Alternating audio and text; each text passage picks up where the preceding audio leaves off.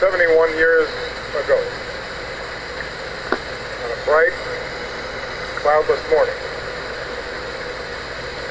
death fell from the sky and the world was changed.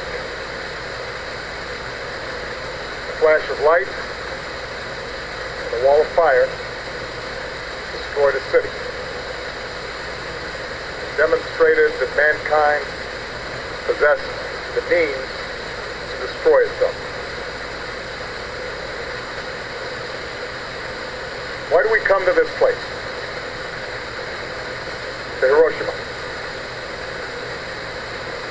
We come to ponder a terrible force unleashed in a not-so-distant past. We come to mourn the dead, including over 100,000 Japanese men, women, and children. Thousands of Koreans, a dozen Americans held prisoner. Their souls speak to us. They ask us to look inward, take stock of who we are and what we might become. It is not the fact of war that sets Hiroshima apart. Artifacts tell us that violent conflict appeared with the very first name. Our early ancestors, having learned to make blades from flint, spears from wood, used these tools not just for hunting, but against their own kind. On every continent, the history of civilization is filled with war, whether driven by scarcity of grain or hunger for gold, compelled by nationalist fervor or religious zeal. Empires have risen and fallen. Peoples have been subjugated and liberated. And at each juncture, innocents have suffered, a countless toll, their names forgotten by time. The World War that reached its brutal end in Hiroshima and Nagasaki was fought among the wealthiest and most powerful of nations. Their civilizations had given the world great cities and magnificent art. Their thinkers had advanced ideas of justice and harmony and truth. And yet, the war grew out of the same base instinct for domination or conquest that had caused conflicts among the simplest tribes. An old pattern amplified by new capabilities and without new constraints.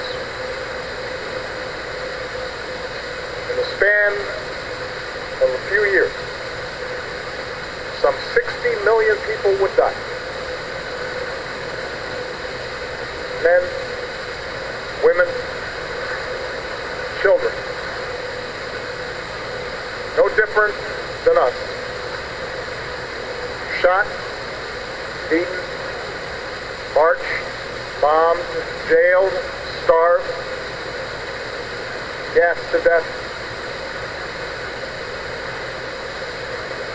There are many sites around the world that chronicle this war. Memorials that tell stories of courage and heroism. Graves and empty camps that echo of unspeakable depravity. Yet in the image of a mushroom cloud that rose into these skies, we are most starkly reminded of humanity's core contradiction. How the very spark that marks us as a species, our thoughts, our imagination, our language, our tool making, our ability to set ourselves apart from nature and bend it to our will. Those very things also give us the capacity for unmatched destruction.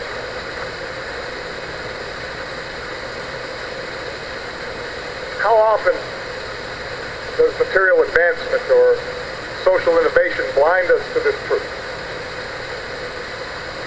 How easily we learn to justify violence in the name of some higher cause. Every great religion promises a pathway to love and peace and righteousness, and yet no religion has been spared from believers who have claimed their faith as a license to kill. Nations arise, telling a story that binds people together in sacrifice and cooperation, allowing for remarkable feats, but those same stories have so often been used to oppress and dehumanize those who are different. Science allows us to communicate across the seas and fly above the clouds, to cure disease, understand the cosmos, but those same discoveries can be turned into ever more efficient killing machines.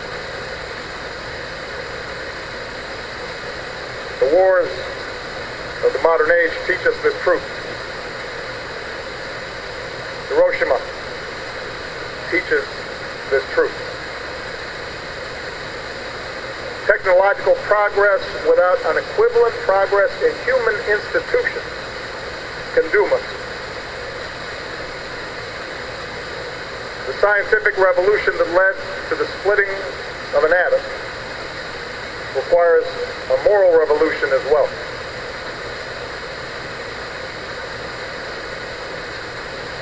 That is why we come to this place.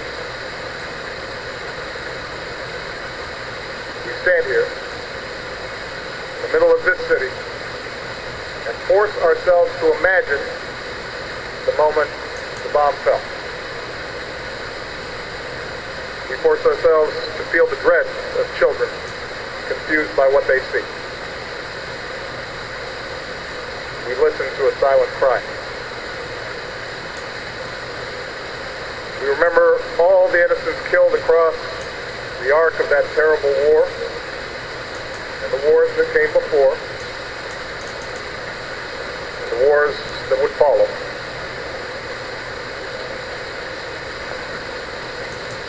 Mere words cannot give voice to such suffering. But we have a shared responsibility to look directly into the eye of history and ask what we must do differently to curb such suffering again.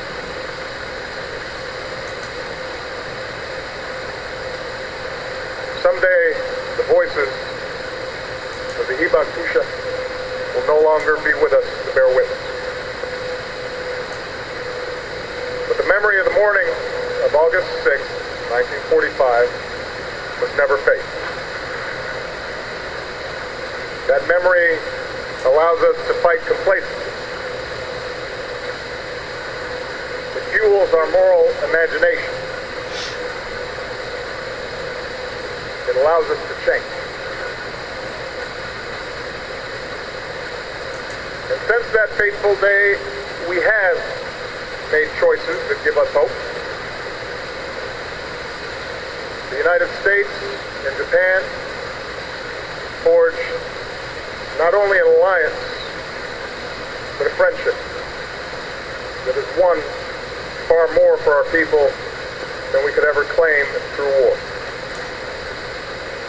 The nations of Europe built a union that replaced battlefields with bonds of commerce and democracy. Oppressed peoples and nations won liberation. An international community established institutions, treaties, that work to avoid war and aspire to restrict and roll back and ultimately eliminate the existence of nuclear weapons.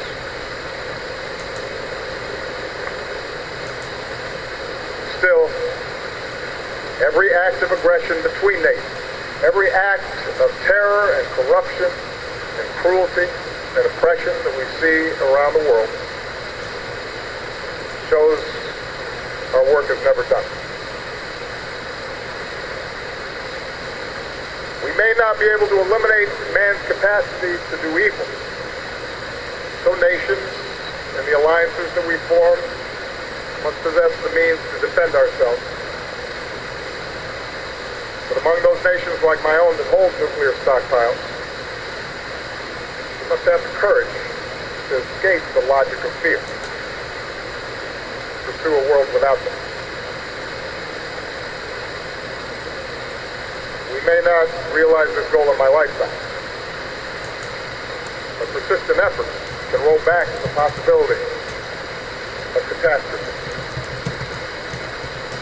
We can chart a course that leads to the destruction of these stockpiles. We can stop the spread to new nations and secure deadly materials from fanatics.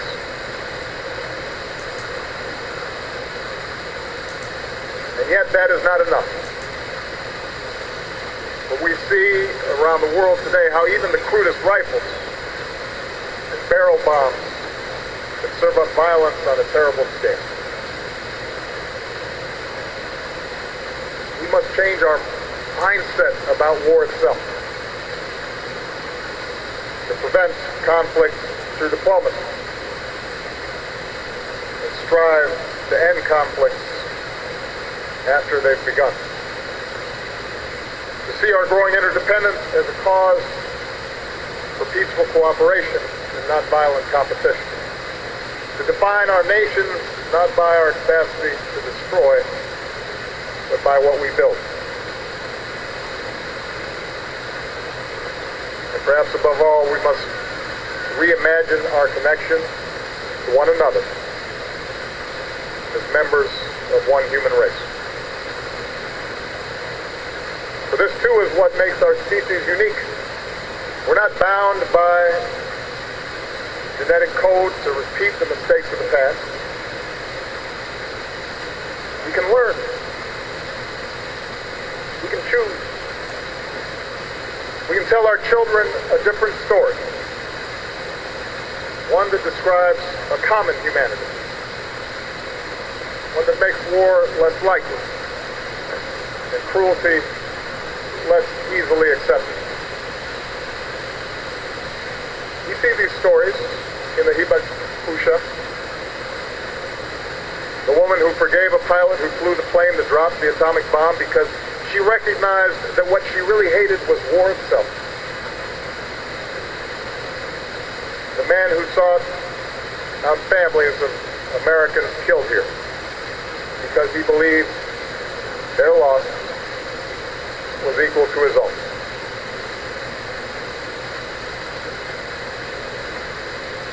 My own nation's story began with simple words. All men are created equal and endowed by our Creator with certain unalienable rights,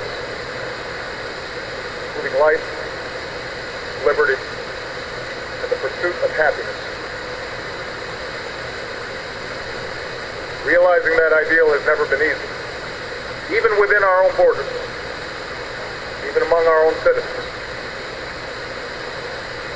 But staying true to that story is worth the effort. It is an ideal to be strived for, an ideal that extends across continents and across oceans. The irreducible worth of every person,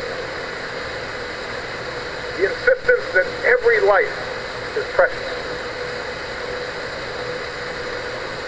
the radical and necessary notion that we are part of a single human family. That is the story that we all must tell. That is why we come to Hiroshima.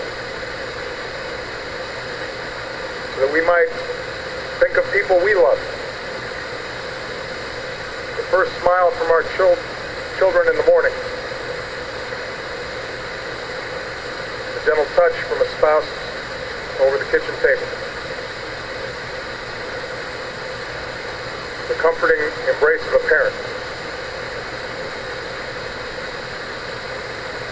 We can think of those things and know that those same precious moments took place here 71 years ago. Those who died, they are like us.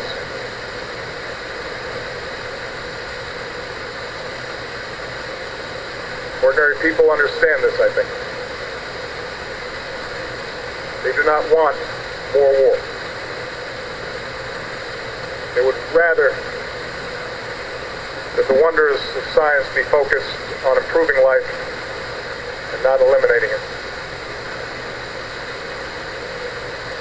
When the choices made by nations, when the choices made by leaders reflect this simple wisdom,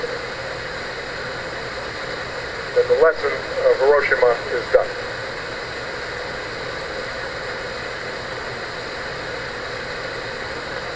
The world was forever changed here. But today, the children of this city will go through their day in peace. What a precious thing that is. It is worth protecting and then extending to every child. That is a future we can choose. A future in which Hiroshima and Nagasaki are known not as the dawn of atomic warfare, but as the start of our own